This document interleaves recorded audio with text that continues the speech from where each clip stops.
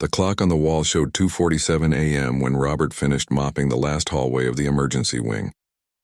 His back ached from 8 hours of cleaning floors, emptying trash bins, and wiping down surfaces at Metropolitan General Hospital. At 45, the night janitor job wasn't exactly what he dreamed of doing, but it paid the bills and kept food on the table for his family. Robert pushed his cleaning cart toward the storage room, ready to clock out and head home. His wife Linda would be sleeping, and his daughter Casey would probably still be up studying for her college entrance exams. The thought of Casey's future made him smile despite his tiredness.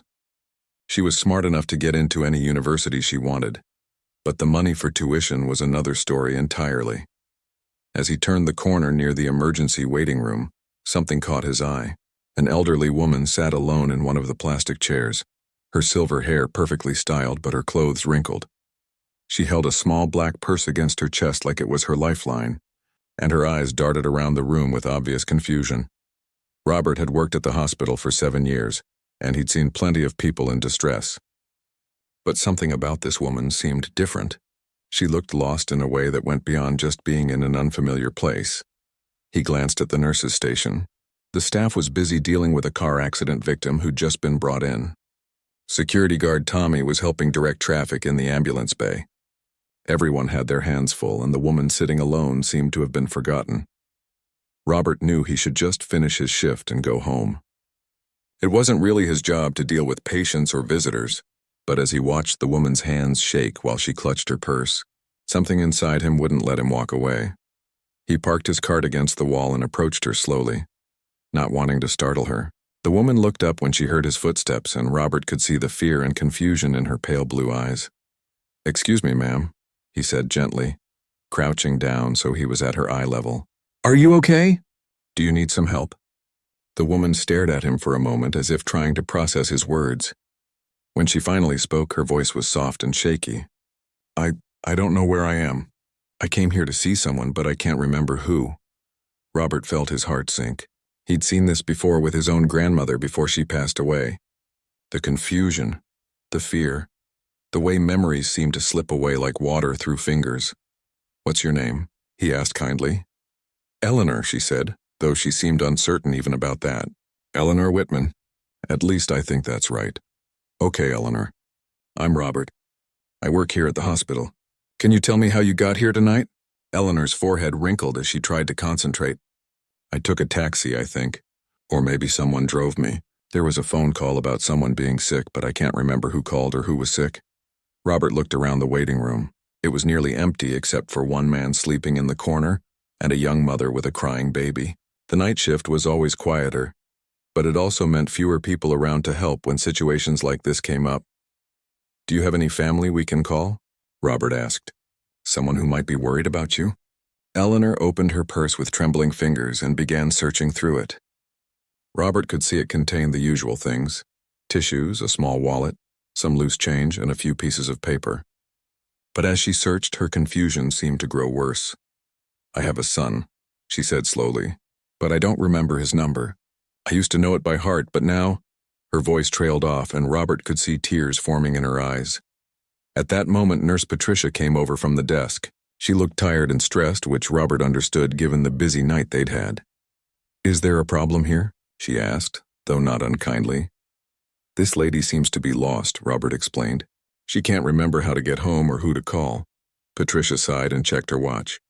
"Social services doesn't open until 8 a.m. We can't really do anything until then unless she's having a medical emergency." "But she can't just sit here for 5 more hours." Robert said, "I'm sorry, but we don't have the staff to babysit confused elderly people. If she's not injured or having chest pain, there's not much we can do right now." Patricia hurried back to her station as another ambulance pulled up outside. Robert watched her go, understanding her position but feeling frustrated. The hospital staff dealt with life and death situations every day. One confused elderly woman probably didn't seem like a priority, but it felt like a priority to Robert. He turned back to Eleanor, who was still searching through her purse. "What's this?" he asked, pointing to a folded piece of paper she'd pulled out. Eleanor squinted at it. "I'm not sure. My eyes aren't what they used to be." Robert gently took the paper and unfolded it. Written in shaky handwriting was an address on Maple Street, about 20 minutes across town. Is this your address, Eleanor? Her face brightened slightly. Yes, I think so. That looks familiar. Robert made a decision that surprised even him. He looked at his watch. His shift was officially over in 10 minutes anyway. And he couldn't stand the thought of leaving this confused, frightened woman sitting alone in a hospital waiting room until morning. Eleanor, he said, how would you feel about me driving you home? I'm done with work and I have a car. She looked at him with such relief that Robert knew he'd made the right choice, even if it wasn't the practical choice. His own family was struggling financially. His wife needed her medications and Casey needed money for college applications. The last thing he should be doing was spending gas money and time helping a stranger. But sometimes the right thing to do isn't the practical thing to do. You would do that for me? Eleanor asked, her voice full of gratitude. Of course, Robert said, helping her stand up. Let me just clock out and get my car keys. As they walked slowly toward the exit, Eleanor gripped his arm for support. Robert noticed that despite her confusion, her clothes were expensive, the kind of quality that lasted for years. Her shoes were real leather, and the watch on her wrist looked like it cost more than Robert made in a month, but none of that mattered right now. What mattered was that she was someone's mother, someone's family member, and she needed help. Robert had always believed that how you treat people when they're vulnerable says everything about who you really are. He had no idea that this simple act of kindness was about to change both of their lives forever. Robert's old Honda Civic wasn't much to look at, with its faded blue paint and a passenger door that stuck sometimes, but it was reliable, and right now it was Eleanor's ticket home. He helped her into the passenger seat, making sure her seatbelt was secure before walking around to the driver's side.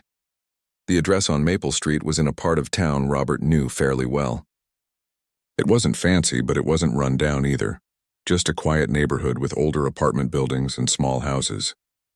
As they drove through the empty streets, Eleanor sat quietly, staring out the window like she was trying to piece together memories. Do you live alone, Eleanor?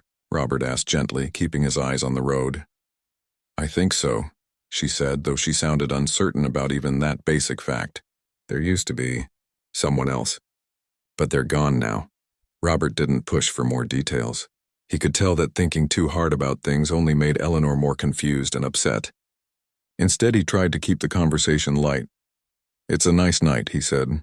Stars are out. Eleanor looked up through the windshield. I used to like looking at stars. My husband taught me the names of some constellations, but I can't remember them now. That's okay, Robert said. Sometimes it's enough just to appreciate how pretty they are. When they reached Maple Street, Robert drove slowly, looking at the building numbers. Eleanor pressed her face to the window, trying to recognize something familiar. Finally, she pointed to a 3-story brick building with a green awning. That one, she said with more confidence than she'd shown all night. I think that's where I live. Robert parked in front of the building and came around to help Eleanor out of the car. The building was older but well maintained, with neat flower boxes under some of the windows. They walked up to the front entrance and Eleanor fumbled in her purse for keys. Her hands were shaking so badly that she dropped the keys twice. Robert picked them up and gently took them from her. Which one do you think opens the front door? He asked. Eleanor studied the keys for a moment, then pointed to a silver one. Robert tried it and the door clicked open. They took the small elevator to the second floor, and Eleanor led him down a carpeted hallway to apartment 2B. This time, she seemed to know exactly which key to use. The door opened into a small but comfortable apartment. Robert was immediately struck by how clean and organized everything was. The furniture was simple but good quality, and family photos covered one wall of the living room. Would you like some tea? Eleanor asked, suddenly seeming more like herself now that she was in familiar surroundings. I should probably get going, Robert said, checking his watch. It was almost 4 a.m., and Linda would worry if he was much later than usual. But I want to make sure you're okay first. Eleanor moved around her kitchen with more confidence now, putting water in an electric kettle and getting 2 cups from the cabinet. Robert noticed that the refrigerator was nearly empty except for some milk that looked like it might be going bad, and a few containers of yogurt. Eleanor, when's the last time you went grocery shopping? He asked. She paused, holding a tea bag.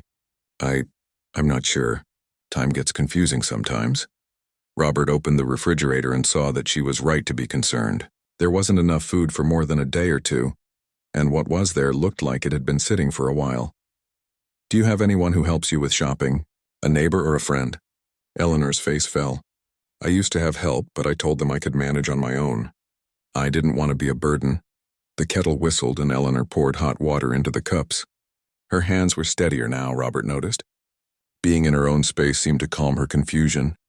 They sat at her small kitchen table, sipping tea that was surprisingly good. Robert looked around the apartment again, trying to understand Eleanor's situation.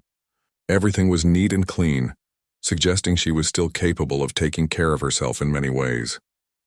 But the empty refrigerator and her confusion about basic things like how she'd gotten to the hospital worried him.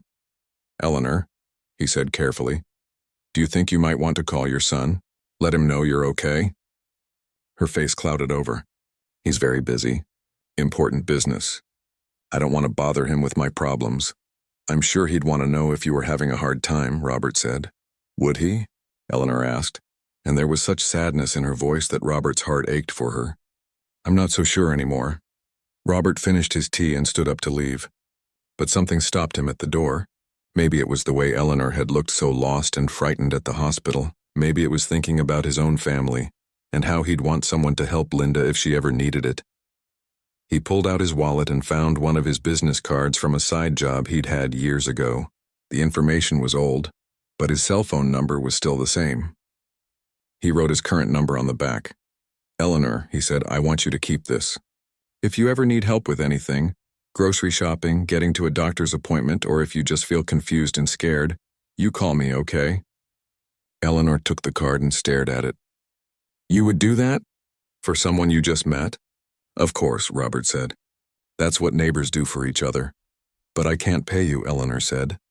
"I mean, I have some money, but I don't want money," Robert said firmly. "I just want to know you're safe." As Robert drove home through the early morning streets, he couldn't stop thinking about Eleanor. There was something about her situation that didn't quite add up. Her apartment was in a decent building, her clothes were expensive, and she'd mentioned having money. But she was clearly struggling with memory problems and seemed to have no support system.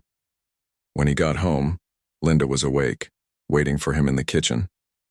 She was sitting in her wheelchair wearing the old robe he'd bought her for Christmas 3 years ago. "You're later than usual," she said, though she didn't sound angry, just concerned. Robert told her about Eleanor, about driving her home and giving her his phone number. Linda listened without interrupting, which was one of the things he loved about his wife. She always heard him out before giving her opinion. "You think I did the right thing?" he asked when he finished the story. Linda reached out and took his hand. "Honey, you always do the right thing. That's who you are. But are you sure you want to get involved? We've got our own struggles right now." Robert knew she was right. Linda's medical bills were getting more expensive every month. Casey needed money for college applications and eventually tuition. Their own car was making strange noises that probably meant an expensive repair was coming. They couldn't afford to take on someone else's problems, but Robert also knew that he couldn't have done anything different. Some things were more important than money. "I just gave her my phone number," he said. "Maybe she won't even call." But even as he said it, Robert had a feeling that this wasn't the end of his involvement with Eleanor Whitman. Something told him that their paths had crossed for a reason, and that helping her home tonight was just the beginning of something much bigger. He had no idea how right he was. 3 days after driving Eleanor home, Robert's phone rang during his lunch break at the hospital. The number wasn't familiar, but when he answered, he immediately recognized the shaky voice on the other end. "Robert, this is Eleanor." "Eleanor Whitman. I hope I'm not bothering you." "Of course not, Eleanor. How are you doing?" There was a pause, and Robert could hear the uncertainty in her silence. "I'm at the grocery store, and I can't remember what I came to buy. I've been walking around for an hour, and nothing looks familiar. I'm scared I'll get lost trying to go home." Robert looked at his watch. He had 45 minutes left on his break, and the grocery store Eleanor mentioned was only 10 minutes from the hospital. "Which store are you at?" he asked. "The big one on 5th Street, with the red sign." "I know the one. Can you find somewhere to sit? Maybe by the customer service counter." "Yes, I think so. I'll be there in 15 minutes, okay? Just wait for me." Robert found Eleanor sitting on a bench near the front of the store, her purse clutched tightly in her lap. She looked relieved when she saw him, but also embarrassed. "I'm sorry to bother you at work," she said as he sat down beside her. "I just didn't know what else to do." "Don't apologize," Robert said. "That's what the phone number was for." Together they walked through the store.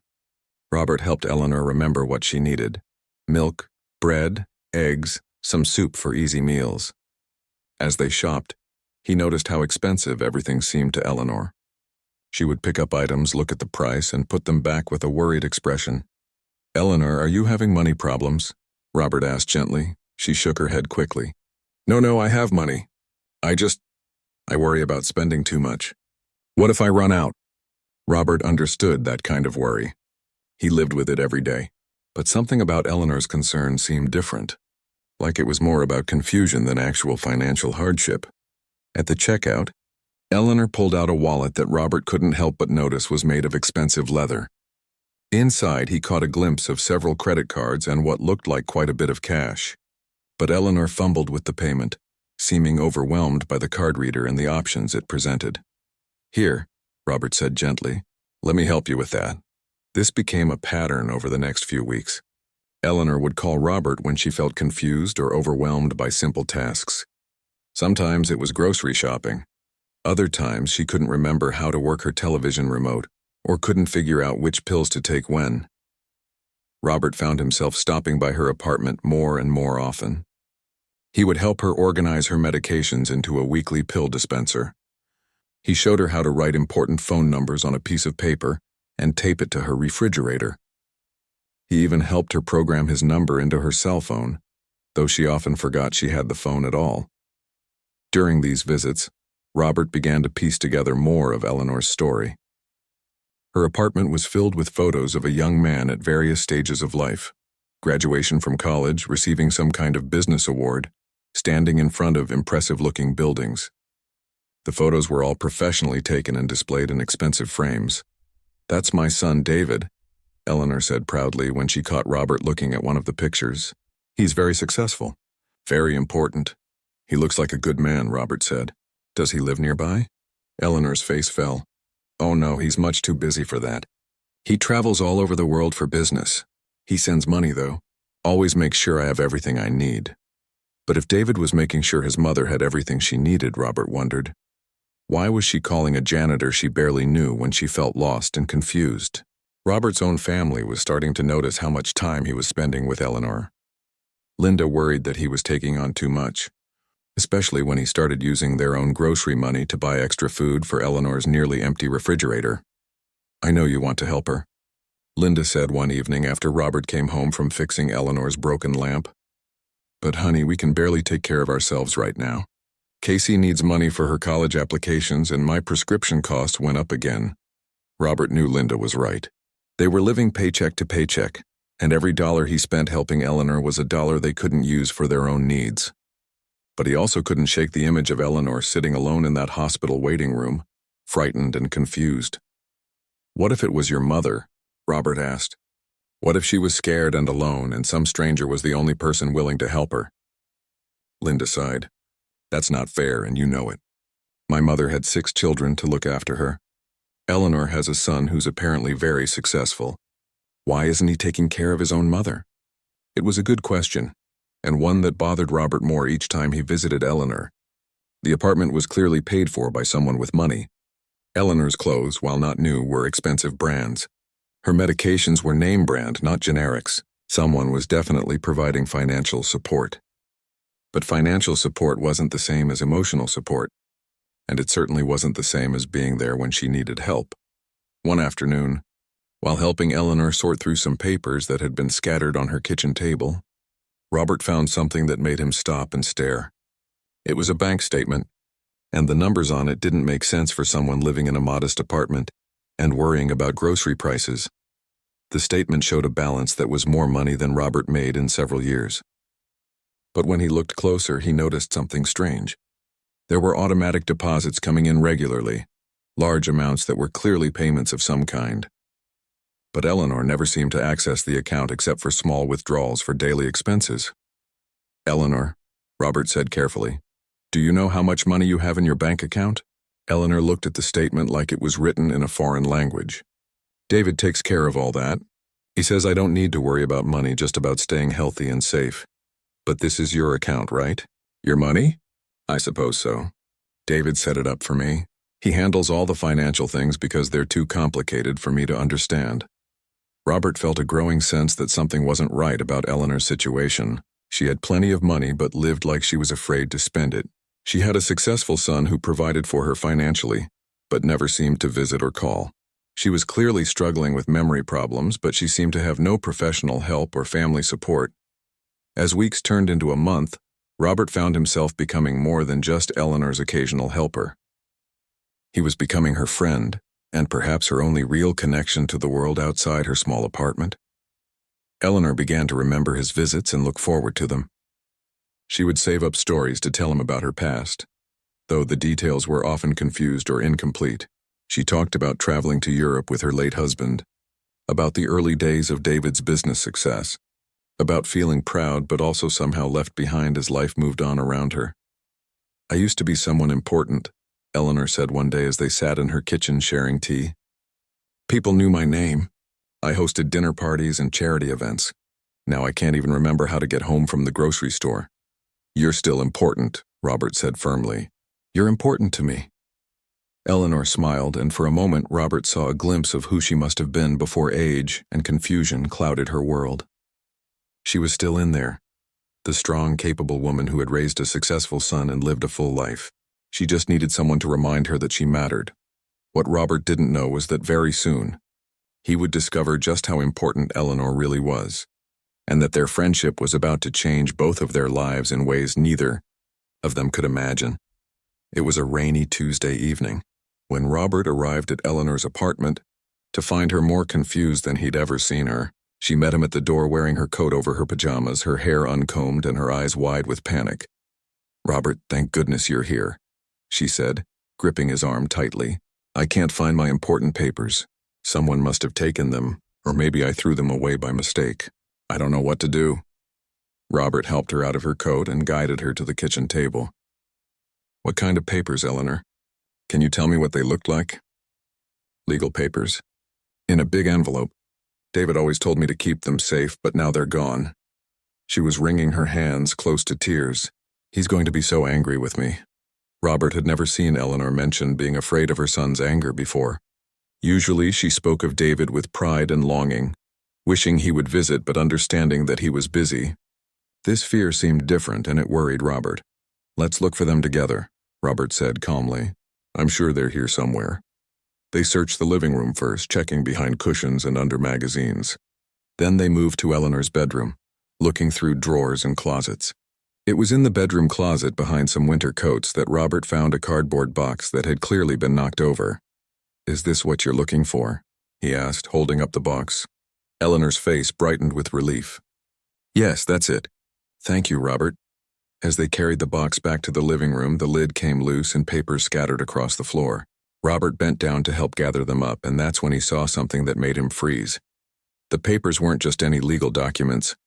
They were stock certificates, property deeds, and financial statements. And the names on them made Robert's blood run cold. Eleanor Whitman wasn't just David's mother. According to these papers, she was Eleanor Whitman, major shareholder in Whitman Industries, one of the largest technology companies in the country. The stock certificates alone were worth hundreds of millions of dollars. Robert had heard of Whitman Industries, of course. Everyone had. Their software was used by millions of people, and their CEO, David Whitman, was regularly featured in business magazines as one of the most successful entrepreneurs of his generation. Robert had even seen him on television a few times, giving interviews about innovation and business strategy.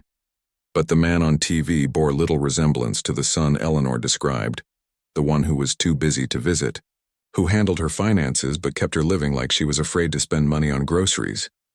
"Eleanor," Robert said carefully, gathering the scattered papers, "do you understand what these documents mean?" Eleanor looked at the papers like they were written in a foreign language. "David takes care of all that business stuff. He says it's too complicated for me to understand." Robert studied one of the stock certificates more closely. It was dated from 20 years ago, and it showed Eleanor as the original owner of a large portion of Whitman Industries stock. Based on what he knew about the company's success, this single certificate was worth more than most people would make in their entire lifetime. Eleanor, this says you own part of your son's company. A big part, do I? Eleanor seemed genuinely surprised. David never told me that. He just said I should keep the papers safe because they were important for taxes or something. Robert's mind was racing. If Eleanor owned this much stock in Whitman Industries, she wasn't just wealthy, she was incredibly wealthy. But she was living in a modest apartment, worrying about grocery prices, and calling a hospital janitor when she needed help, because she had no other support system. Something was very wrong with this picture.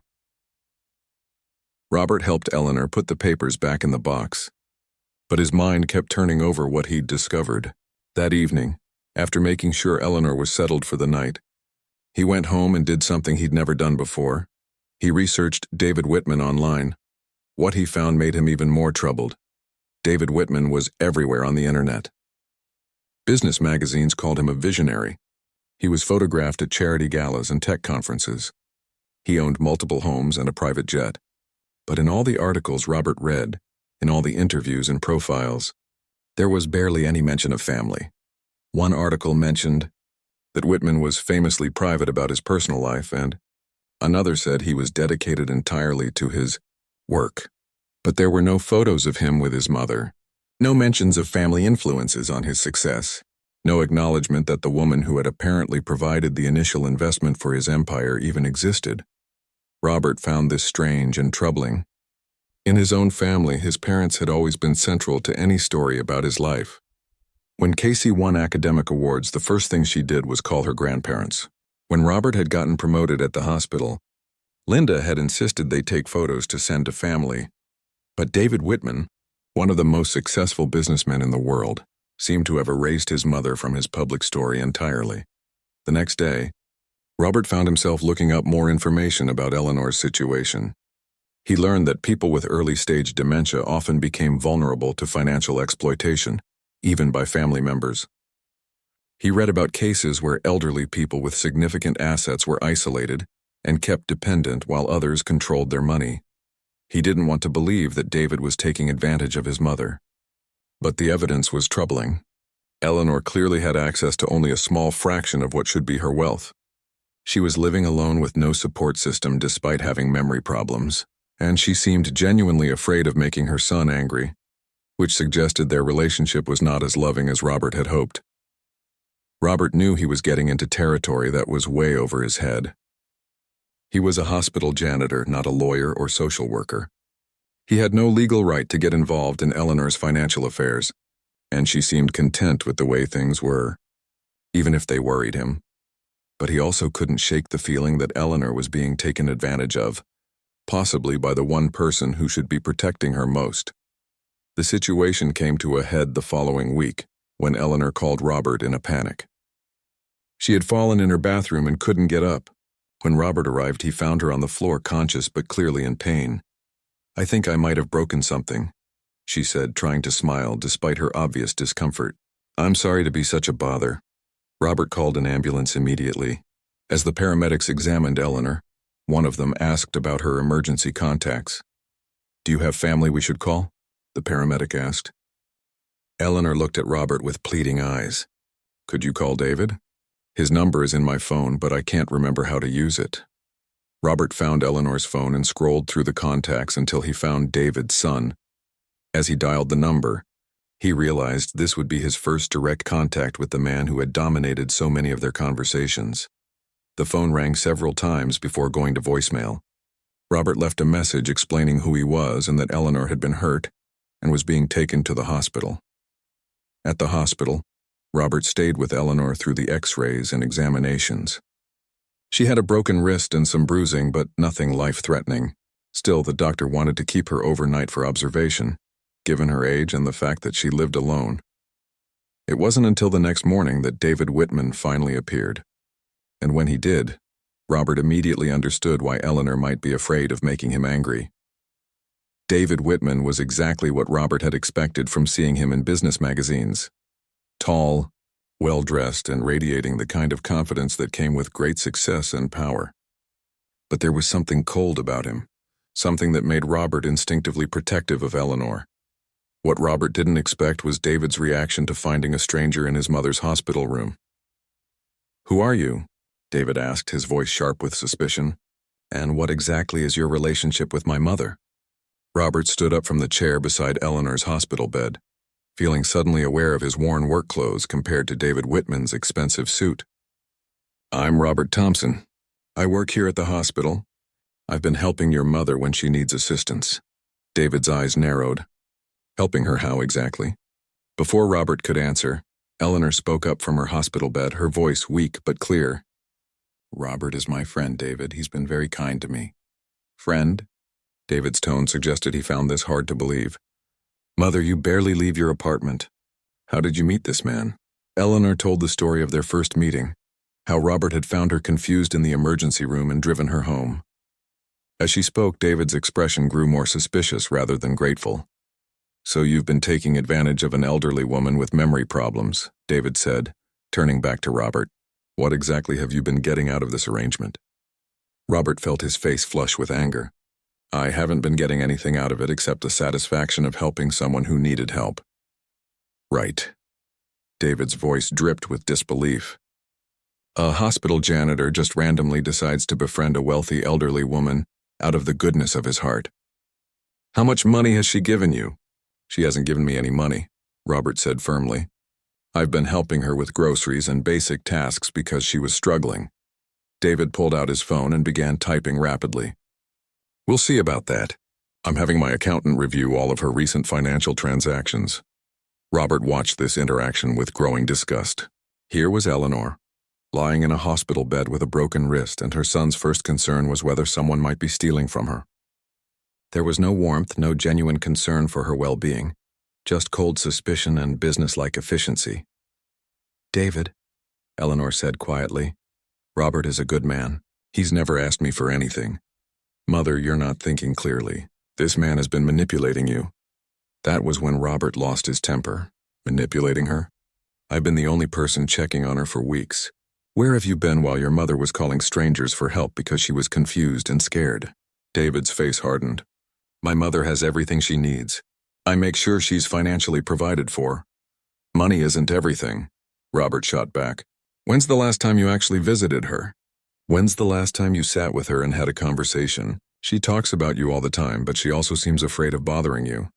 "That's enough," David said coldly. "I think you should leave." But before Robert could respond, Dr. Patricia Williams, the attending physician, entered the room. Robert recognized her from his years working at the hospital. "Mrs. Whitman, how are you feeling this morning?" Dr. Williams asked, then noticed the tension in the room. "Is everything all right here?" "Doctor," David said, "I'm David Whitman, Mrs. Whitman's son. I understand this man has been spending time with my mother, and I'm concerned about his motives." Dr. Williams looked confused. "Mr. Thompson? Robert works here at the hospital. He's the one who called the ambulance when your mother fell, and he's been with her since she arrived. The nursing staff tells me he's been very helpful." "You know him?" David asked, his certainty wavering slightly. "Of course. Robert's worked here for years. He's one of our most reliable employees." Dr. Williams looked between David and Robert, clearly sensing the conflict. "Mrs. Whitman has been talking about how grateful she is for his help. She says he's been checking on her regularly." David was quiet for a moment, processing this information. When he spoke again, his voice was more controlled but still cold. "Even so, I don't think it's appropriate for hospital employees to be personally involved with patients' families." "Actually," Dr. Williams said gently, "we think it's wonderful when people in our community look out for each other. Mrs. Whitman mentioned that she's been having some memory difficulties.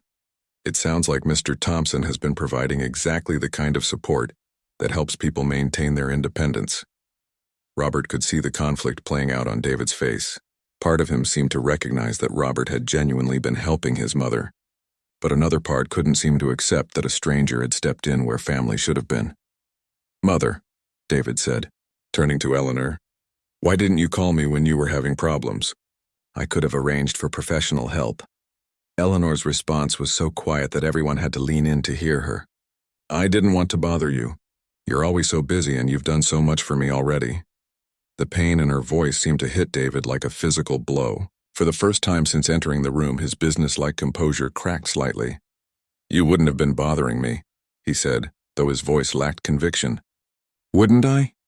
Eleanor asked. When's the last time we talked, David? Really talked? Not just you checking on financial things or telling me about business?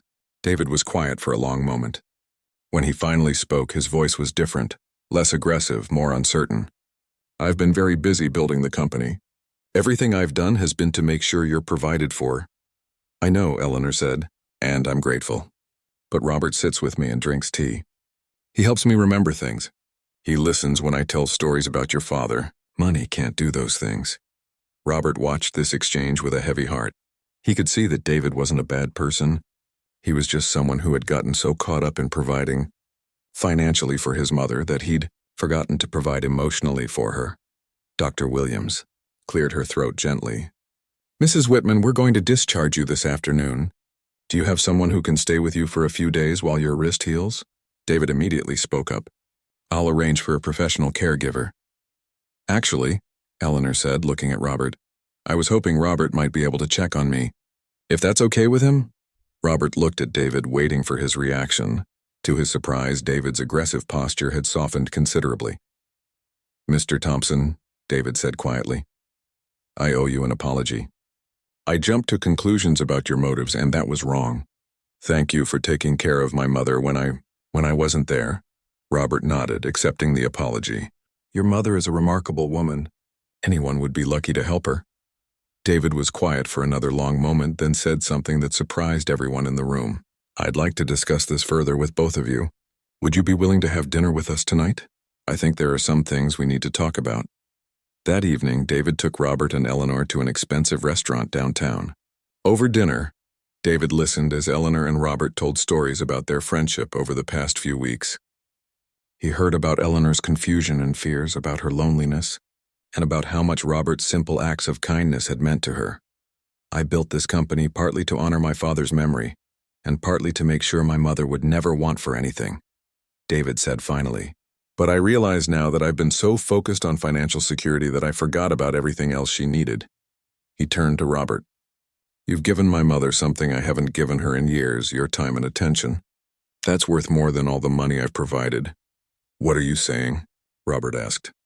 David took a deep breath. I'm saying I want to make this right. For my mother and as a way of thanking you. He paused, then continued. I've been thinking about starting a foundation focused on elderly care and support. Would you consider heading it up? It would mean a significant salary increase and the chance to help a lot of people like my mother who need companionship and support, not just financial assistance. Robert was stunned. I don't have any experience running a foundation. You have something more valuable, David said. You have compassion and the ability to see what people really need. The rest we can teach you. Eleanor reached over and took Robert's hand. I think it's a wonderful idea. You could help so many people. Robert thought about Linda and Casey, about the financial struggles they'd been facing. But more than that, he thought about all the other elderly people out there who might be in situations like Eleanor's, well, provided for financially but lacking the human connection that made life meaningful. What about your mother? Robert asked. She still needs support. David smiled, the first genuine smile Robert had seen from him. I'm going to cut back on traveling and spend more time here. It's time I learned how to be a son again, not just a provider. 6 months later, Robert was running the Whitman Foundation for Elderly Support, overseeing programs that connected isolated seniors with companions and support services.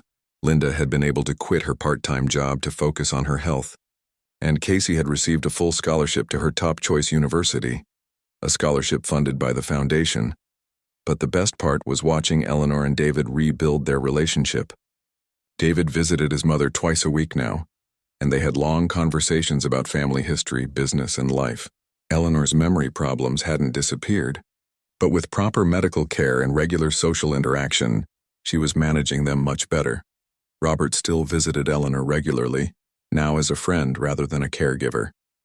They would sit in her kitchen, drink tea, and talk about how sometimes the smallest acts of kindness can change everything. What had started as a simple decision to help a confused elderly woman in a hospital waiting room had transformed multiple lives. Eleanor had rediscovered her relationship with her son. David had learned the difference between providing for someone and truly caring for them. And Robert had found a career that allowed him to help others while securing his family's future. Sometimes the most important moments in life come disguised as ordinary choices. Robert's choice to help a stranger that night had proven that kindness, more than money or success, is what truly makes life meaningful.